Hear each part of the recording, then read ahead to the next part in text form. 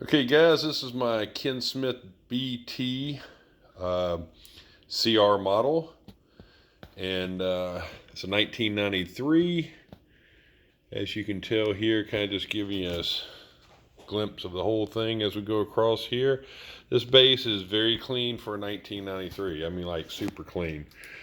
Has solid, looks like flame maple or tiger maple wings. If we come up close here, every time the light hits it, it's going to look a little different, so you got to kind of take that into consideration, as you can see as I move the camera here.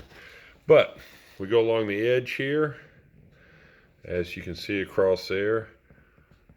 Every time my arm goes across here, it looks like we're shading it. That stinks. Okay, you go back like this. As you can see, how the light hits it really depends on how the overall look is going to appear. All right, so right now, if you look along the frets here, you're going to see that these guys are in great condition. No dips. You know, I'd say this base wasn't played a whole lot at all. If you go around the complete sides here and you look for any kind of wear marks or indentions or anything like that, you know, let me get it down here and flip her over. Yikes. See there? You're just seeing a lot of flame there. Okay. Go along the back here. Also, I would say this. See how the middle has all that quilted maple? That looks wonderful in the back. I don't know why Ken didn't put that up front. Maybe he didn't want that quilt to compete with, or whoever did it for Ken didn't want it to compete with the flame maple up on top. But we go back around the back.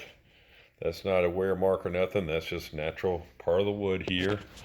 Come along here, headstock. There is one little ping I found on this whole base, and it's actually right there. And that's like a itty bitty, tiny little, just hard to see. It's just like a little bitty indentation.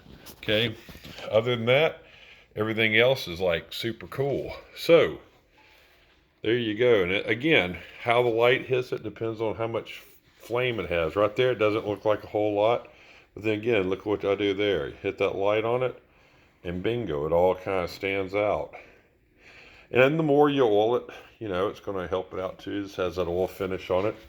So, long story short, there it is, 1993 CR, Ken Smith, BTM. I guess actually it's a BT bass, mid, and treble on this particular bass. And in case you didn't see that, it also has those two little switches that you see a lot.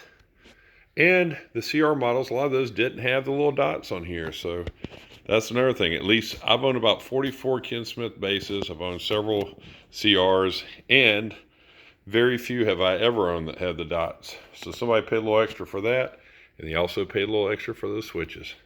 Other than that, you guys have a good evening.